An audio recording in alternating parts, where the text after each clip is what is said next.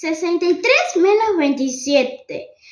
Al 3 no le podemos sacar 7, entonces el 6 le va a prestar un 1, que sería un 10. Y entonces al 6 que le sacamos 1, sería 5.